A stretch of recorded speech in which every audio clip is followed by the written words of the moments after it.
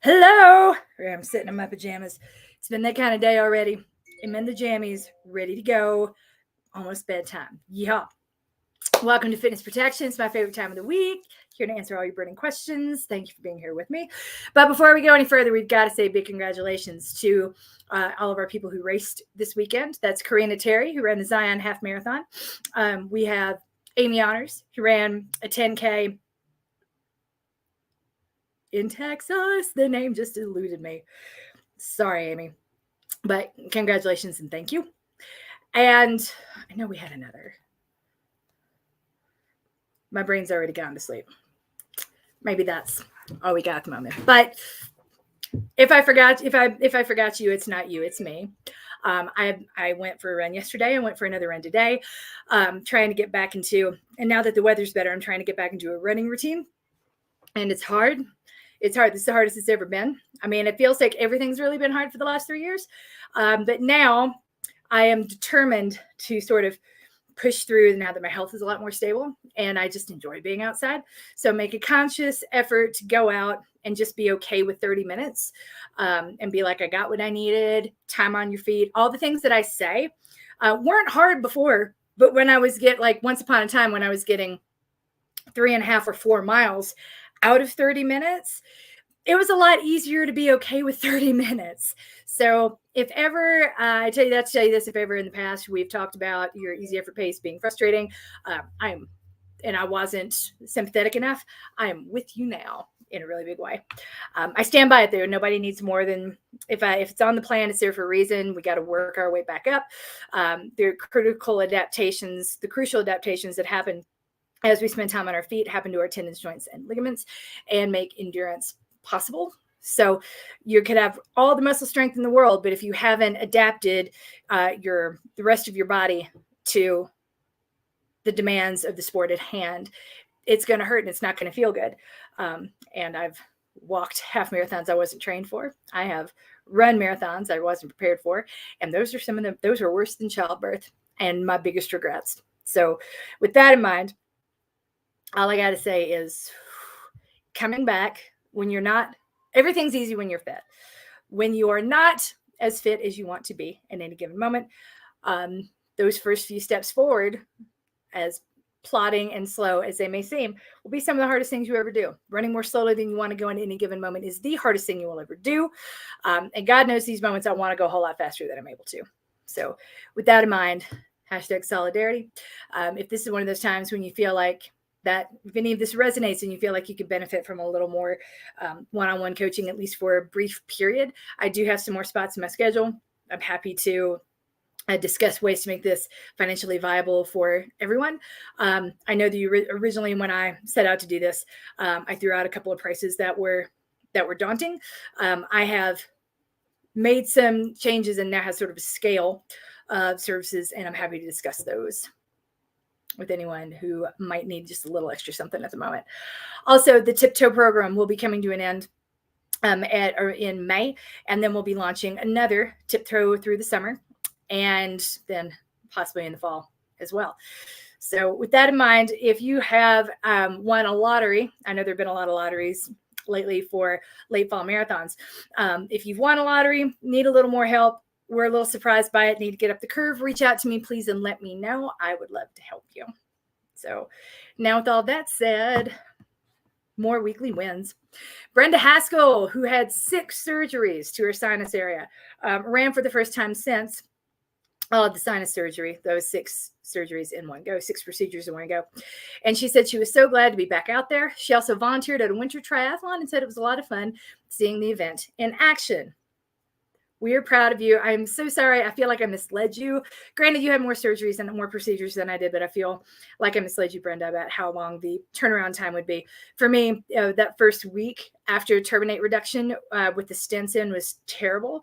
But once the stents were out and I could breathe freely, it was just like magic and game changing. And I really hope that each day as the swelling goes down and the pain goes down is a little more game changing and life changing for you. Because I hope you can, being able to breathe freely while we run, man, that's a real luxury. And I probably didn't do it for 20 years. My God. Big congratulations to Amy Wilson, who finally, New Hampshire did not have enough snow for her superstar daughter, Cora, to compete with the downhill skiing racing team. Now they've got enough, and we can't get Miss Amy off the slope. She skied 20 miles yesterday. It's a marathon. I don't care that you're on skis. That's still hard. That is a lot of time on your feet. Well done, Amy. Oh my God. Okay, now for the questions. I'm planning to run a half marathon later this season. Do I need to taper or just do the maintain workouts leading up to the race? It's up to you. The thing is, a lot of these plans, the way they are written, they're written with two assumptions in mind. One, that you are going to race at the top of your capabilities, and which honestly means potentially breaking yourself by going out there. I'm thinking in terms, because all of the plans were written by elite athletes for elite athletes. We've only recently come into a place in time where most of the coaches out here are people like me, who maybe we were good at one point, maybe we weren't, but we weren't. A lot of us weren't Olympians. We just kind of know how to live in a body and how to make that body go and keep going for a long time. So I tell you that to tell you this: you don't need a 2-week taper. You really don't. You really need that 2-week taper if you're going for superstar performance, and which is not to demean what we do, but every time, and yes, many of us, every time we go out, we would love to get a PR. But let's be honest. Racing hurts. Racing for performance at the top of your capability hurts like hell. And if you're not going to be doing that, you don't really need a 2-week taper, but you also don't need to go into that race totally tired. So what I would recommend is the week before your race, the Saturday before, cut that long run, whatever's written, cut it in half. If it's a 2.5-hour long run, make it 75 minutes. That's fine. Then all of the workouts for the week, cut out all of the hard intervals or turn them into strides. Make Monday, Tuesday, Wednesday a stride sandwich. Thursday, Friday off. Saturday, you're going to do a lot of walking wherever your expo is, and then race on Sunday. And you're golden. You don't need a big fancy 2-week taper. You don't need a hell week build up. We can have a really great time and a really good race just relying on fitness and not trying to optimize performance, because that performance optimization process, man, it's a lot of work. And I know that we're not afraid to do hard things, but you know what? How many hard things are you asked to do on a daily basis? Is it really going to benefit you to do another? I say no. And I know it's weird for a coach to sit here and begging you to underachieve, but there's a time to achieve and go hard. And the rest of the time, we just got to stay in the game, and that requires going smart. That is the literal definition of endurance. So that means we got to endure all types of training cycles that might not be our favorite. We've got to endure all types of workouts that are going to suck, and nights with no sleep, where we say, you know what, I can't do the workout today, but my body needs is rest, and we do that. And you can't do any of that when you're training for performance or running for performance. So I tell you, being here doesn't mean you've given up. Plenty of us have goals still, and that's fine.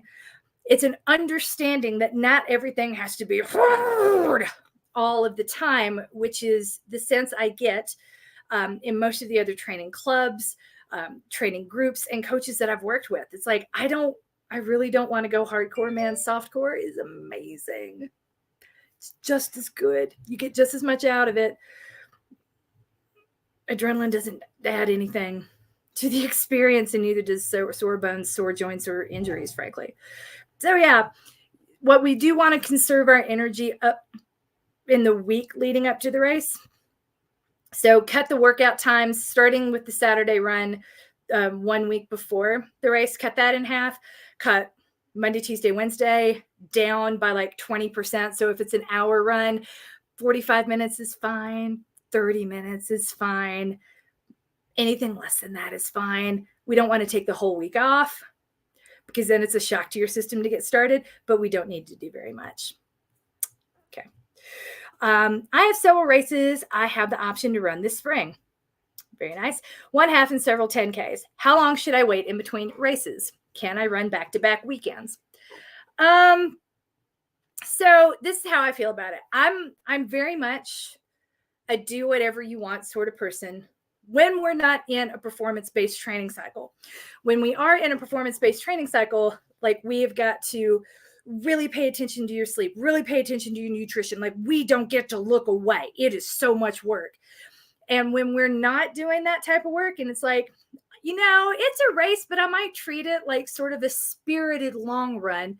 Fine, do that. You might not race it, meaning you push your body to its absolute max, and that's fine. I know a lot of people who don't do that, me included, and that's fine. So not everything needs to be do or die every time you go out there. Once in a while, it feels good to do that just to see what your body can do. But the rest of the time, it's just fun to be in a racing situation. I love being in the corral and the buzz and the excitement. I love going to race expos and seeing less and less so, they're increasingly commercialized and homogenized, but I used to love seeing all of the startup products made by runners for runners being sold at expos, hoping to get distribution at a Fleet Feet or a Jackrabbit Sports. There's so much that I used to love about race weekends. I haven't raced in a while. So there's a lot to love about races. For me, and this is completely on me, and this is something I don't like, but don't know how to change, is that if I don't feel fit enough or ready to be in a racing situation, then I really don't want to do it. So there's 10K today, that damn half, which also has a 10K option. It's one that I used to do every year. I haven't done it about 7 years. It didn't fit when I was in my performance cycle. It didn't fit in my training schedule. And now I don't feel fit enough to go and be in the racing situation. So but I'm not trying to tell you what to feel, right? If we don't have a performance type cycle or big performance goal on the calendar with the date, then you have my permission to do whatever you want. Run all the races, show up everywhere. Just don't go into every single one hoping for or demanding a PR from your body. 1, 2, only do it if it's fun. For me, it's not going to be fun to see a whole bunch of people who I haven't really talked to in a few years since my life got hard. It is not going to be fun for me to be around people who go running without me. Frankly, friends who don't call on my birthday anymore. There was a point when I felt like I was sort of big, and then I've been in hiding for a while. I'm not ready personally to go back into there. So doing a lot of these races for me wouldn't be fun. But if they're fun for you, go by all means. And yes, of course, you can do them back-to-back weekends. I personally don't like the idea of racing half marathons back-to-back, but I know a lot of people who do it. And frankly, for several years, almost all of my long runs were longer than a half marathon distance anyway. So there's that. If you've got one half, just ask yourself if one half, several 10Ks, put them on the calendar and see how much time we've got in between. Then get into office hours and let's talk about it. If you have a goal for any of these races, I need to know it, because that might change my answer. But for the most part, if you don't have goals and it's like, look, this is the community and the thing, and I want to get back into the community and the thing, and I'm ready. Can I go? The answer is, fuck yeah, please go with God, go with my blessing, and go have a lot of fun. But if it isn't going to be fun, maybe we just pick the one that we care about the most and spare ourselves the heartbreak. Because God knows, again, it's been a hard 3 years for me. It's been a hard 3 years for everybody in some ways, many ways, multiple ways. It's been a lot. The collective angst and stress is not yet dissipated. So I want to be very choosy and picky, because I walk into situations thinking, oh, this will be fun because it was fun before. But that's a big assumption to make, right? I've wanted to go running into places that I haven't done since before quarantine. And then I'm like, oh, this isn't what it used to be. This isn't what I remember. This is nowhere near as good. So yeah, there's always a lot of me hedging my bets against disappointment, because there's only so much more I can take in this lifetime, and I don't want to experience it all right now. So I'm a bit more conservative in what I do, but that doesn't mean I'm right. And it doesn't mean that I'm right for you. So as far as I'm concerned, run back-to-back weekends, run all the 10Ks, show up to all the races with all your friends and have all the fun.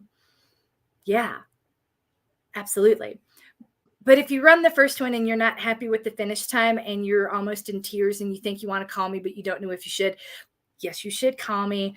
And yeah, we need to talk, because maybe what we came for and what we got weren't the same thing. And maybe we don't need to do all of the races. Think of it that way. So, as always, these are never short, simple answers, because I love you too much to give you canned nonsense. That's what it means to be coached and loved and winning at life. See you next week.